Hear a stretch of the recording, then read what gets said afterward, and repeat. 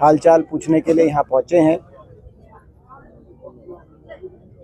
और सरकार से हम ये मांग करना चाहते हैं, इस अवसर पे अपील भी करना चाहते हैं कि सरकार अपने अहंकार को और हठधर्मिता को छोड़े सरकार और एक इंसानियत और संवेदनशीलता दिखाए। ये कोई नई मांग नहीं की जा रही किसानों द्वारा, ये वही मांगे हैं जो लिखित तौर पे स्वयं सरकार ने इनको माना था जब किसान आंदोलन को समाप्त कराया था। और जब सरकार ने अपने वायदों को पूरा नहीं किया तो किसान ने दोबारा से इन मांगों को सरकार को याद दिलाया और ये दोबारा से आंदोलनरत किसान को होना पड़ा। अब संसद की स्थायी कमेटी, स्टैंडिंग कमेटी के माध्यम से भी, जिसके चेयरमैन सरदार चरणजीत सिंह जी चन्नी हैं, स्थायी कमेटी की भी रिकमेंडेशन आ गई, कृषि संबंधित स्थायी कमेटी की, जिसमें कहा गया है कि एमएसपी की लीगल गारंटी किसान को अधिकार के रूप में देनी चाहिए सरकार को। सर्वसम्मति से वो रिपोर्ट आई है। तो एक और वो है, दूसरी तो सुप्रीम कोर्ट इस पूरी पे सुप्रीम कोर्ट की मॉनिटर्ड कार्रवाई चल रही है। तो मैं आज हम लोग सब मिलके सरकार से यही अपील करना चाहते हैं कि अविलंब सरकार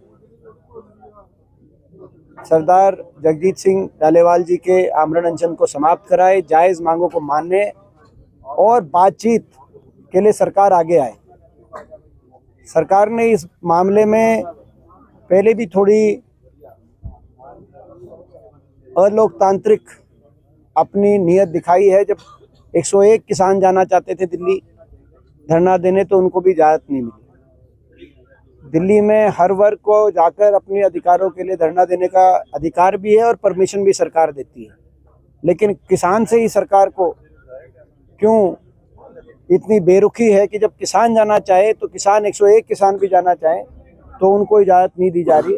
ये देश का किसान इस बात को जब देखता है तो उसके दिल के अंदर बड़ी नाराज़गी आती है। बड़ा दुर्भाग्यपूर्ण था वो भी, और ये भी बड़ा दुर्भाग्यपूर्ण है कि इतना लंबा आमरण अनशन चला, लेकिन सरकार की तरफ से जिस रूप से बातचीत करके जायज़ मांगों को मानते हुए इस आमरण अनशन को समाप्त कराना चाहिए था, उस तरह की कोई कार्रवाई दिखाई नहीं दे रही। सरकार होश में आए, सरकार जागे और सरकार बातचीत तुरंत करे, ये हमारी मांग आज हम ये करना चाहते हैं। और ईश्वर से यही प्रार्थना करते हैं कि सरदार जगजीत सिंह डालेवाल जी की सेहत में सुधार हो और ये जो गतिरोध है ये जल्द से जल्द समाप्त हो, ताकि उनकी अच्छा स्वास्थ्य और उनकी लंबी आयु और वो लंबे समय तक किसान की लड़ाई लड़ सकें। बीजेपी प्रदेश कह रहे हैं कि कांग्रेस झूठ बोलने की राजनीति कर रही है, लोगों को भगाने का काम करती है, एमएसपी पे खरीद रही है। देखिए, ये पूरा देश जानता है कि झूठ बोलने की रणनीति किस राजनीतिक दल की। अम्बेडकर जी का अपमान जो किया गया है उसको लेकर भी काफी नाराज हुए हैं। देखिए, जिस तरीके से बाबा साहब भीमराव अम्बेडकर जी के बारे में कहा गया संसद में, वो अस्वीकार्य है।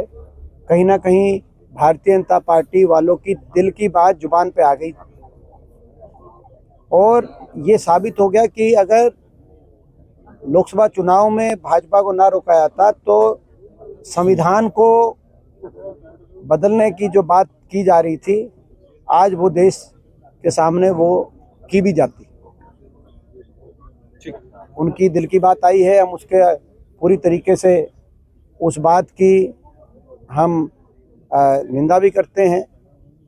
और आज भी संसद में हमने देखा, केवल वहीं तक नहीं था, उसके बाद जो कांग्रेस ने विरोध प्रदर्शन किया बाबा साहब की तस्वीर लेकर, भाजपा वालों ने उस बाबा साहब की तस्वीर पर जॉर्ज सोरोस की तस्वीर लगाकर अपने सोशल मीडिया में ऑफिशियली डालने का काम किया। तो बाबा साहब के प्रति कितनी भाजपा वालों के दिल के अंदर कितनी तकलीफ है बाबा साहब के नाम से, ये दिखाई दे रहा है।